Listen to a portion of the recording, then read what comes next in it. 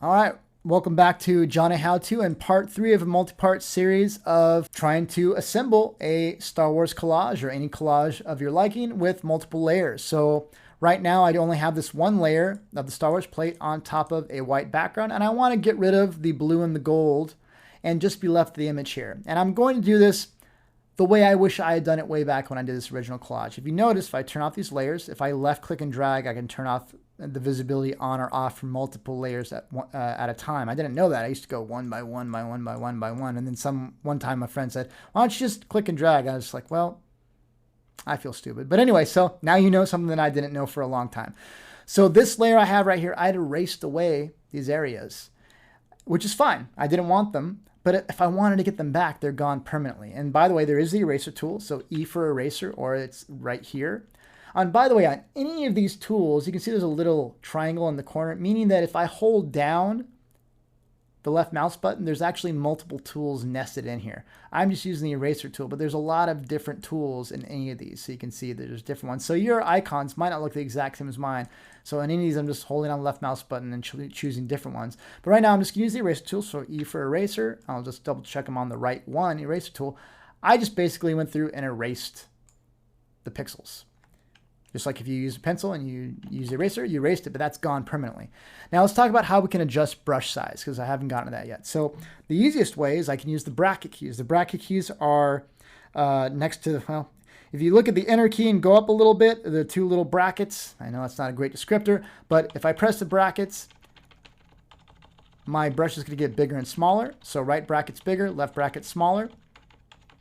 And we'll talk about softness of brush in a second. If you don't want to have to use the bracket keys, you can right click and you can see that there's size and hardness to the brush. So I can make the size bigger. I'm going to get a bigger brush, size smaller, smaller brush. And then we have hardness. So hardness right now is at 100%. If I erase this, you can see it has a very harsh, strong, almost razor sharp edge to that. If I right click and I turn on the hardness to 0, now I get a very soft edge. So this is kind of a feathered soft edge, whereas this is a very harsh edge. And if I did somewhere in the middle, about 50%, go and type that in. You see it's kind of in between. It's soft, not that soft, but it's not perfectly razor sharp either. So I'm going to undo those, and we'll talk about how we can get to history, because that's a nice one to know. So if I go to Window and History, it shows me all the steps I've done since I opened this document up to a certain point. So you can see I've done my 3 erasers, and then I had opened up the document. So if I click backwards, so I can get rid of what I was doing. I could do the same thing by doing Control Z and undoing. So edit, undo. But it's a little bit easier if you have multiple steps you want to jump back to. If I just go ahead and pop back, Window, History, and then just go back to where I was last at. And I can recreate that anytime if I need to. All right, so let's talk about how we can erase this away the correct way in our own version or whichever image you're using yourself. I'm going to go ahead and hide this for now. You see the buttons right there for history. All right, so let's talk about what masking is and how it works. So a mask is a way you can say, make this visible, make this invisible, and then in between, partially transparent. So I'll do this really quick, and then I'll talk about how it works before. So just watch for a second, then I'll take you through this slowly afterwards. So I'm going to make a circle, and don't worry about doing this for the time being. And let's say this is roughly the area that I wanted to keep. All right, so I have a shape. I'm going to go ahead and mask this. So I'm going to go and click on this button right here, which is Add Layer Mask. And on the layer I have selected, it's going to keep what's in this selection and get rid of everything else. Now, you might think, well, that's the exact same thing you would have done with the eraser tool. It is, but it isn't. So it's hiding the images. So notice there's an extra icon that appeared right here that's white and black. And actually, if I hold down Alt or Option on a Mac and left click on it, I actually have a white circle with a black outside. And what this actually means is in the world of masking, a value of 100% or white means show this 100%, and a value of 0 or pure black means show 0% of this, mean make this invisible. So right now what I'm saying is, on the original Star Wars plate, show this area and don't show this area.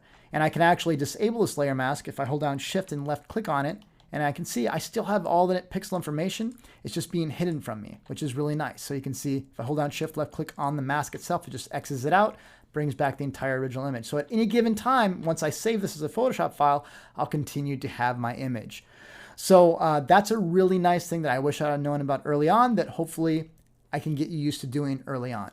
Now, I want to make this a little bit softer. If you noticed in my original, again, I erased it away, which I didn't want to, but I have a nice fall off here that makes it a little nicer when I have it against the background. I want to do that here. So with my mask selected, I'm going to click on Select and Mask right up here. And that's going to pop up a dialog where I have a bunch of different options. Now I'm going to go ahead and do, click on the down arrow right here. I'm going to choose Overlay. And basically what this is telling me is say, hey, you know what, whatever you have as red is going to be hidden. Whatever is the original color is going to be saved. And then you can adjust it from here. So let's say that I wanted to make this a softer fall off, which I do. I'm going to go ahead and adjust this feather slider. And you can see it's actually making it a little bit softer. So it's a little bit more of a fall off, but I'm cutting off more of the image that I want. Actually, it's not too bad right now, but I can shift this edge out or in by using this shift edge right here. So I can shift it outwards or inwards to adjust for what I want to do. Now, you know, this is not too bad. I'm going to down the feather just a little bit. And I'll maybe shift it towards the edge.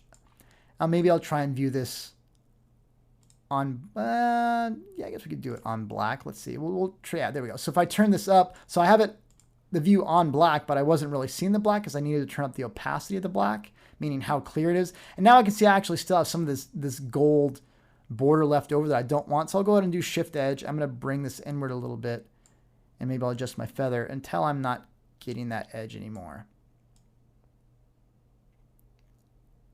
All right, so that's about where I want it. So I'm keeping the area. I have a nice soft fall off, but I'm not keeping much of the gold border, and I can always adjust this later on if I want to. So I'm pretty happy with that. I see a little bit of it left over, but I'll go ahead and get rid of it later. So there's a lot of adjustments you can do here, but again, just for a quick start, we'll just stick with this. I'm going to go ahead and click OK. And now I have this nice and masked.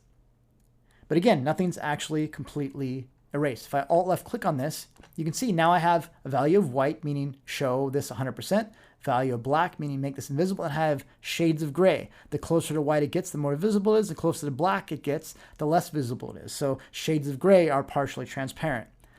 All right, so the last step I'm going to do in this particular video is I'm just going to go ahead and make this background not white, but black, because I want to be able to make it look like space. So I'm going to go and select my background layer, at least what I've named BG for background. And I'm going to use a new tool, which is the Paint Bucket tool right here. So G is the keyboard shortcut.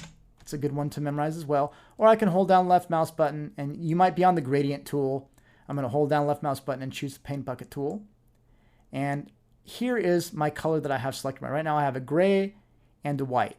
So if I go ahead and have this background selection tool, the Paint Bucket, it's like I have a container. I'm just going to pour that color of paint in there. So if I have this white background selected and I just click on it, it's going to fill it with this color of black. Likewise, if I click on this, I can choose a particular color that I want to make it. So if I chose a blue, I can go ahead, have it selected, click, and now it's a blue. So I'll go and click on this. So this is, you can choose your hue, your actual color here, and then you can choose your actual value, how bright and how dark it is, and your saturation by using the different sliders. You can type in numbers manually, but you can always do it that way as well. So I just want to use black. Just a couple other things. So if I want to reset this blue to black, I can see there's this little icon right here that has a little black and white square. If I click on that, it resets these two to black and white. So why do I have these two squares? So there's a foreground color, and then there is a background color. So if I click with this, it's always going to fill with the foreground color, but maybe I want to have two different colors ready to go. I'll click on the little icon right here for my background color. Maybe with the color picker that's now selected, I'll go ahead and choose this kind of orangish, this dark orange. Yeah, I'll go and go with that. So I can select just left clicking or left click and drag it. I can select any color from an image. I'll go ahead and click OK. So now I have a foreground and a background color. Remember, when I use the Paint Bucket tool, it's going to fill it with the foreground color. But if I click on these little arrows right here, it's going to swap them around. So now I'm going to fill it because this is my foreground color now. So I can swap those around with that. Or the keyboard shortcut is simply X, like a cross. So it's going to swap them around. So I'm going to fill this with black. So I have a black background. And you know what? I think I might keep this video here. It's just about 10 minutes. I'll see you in the next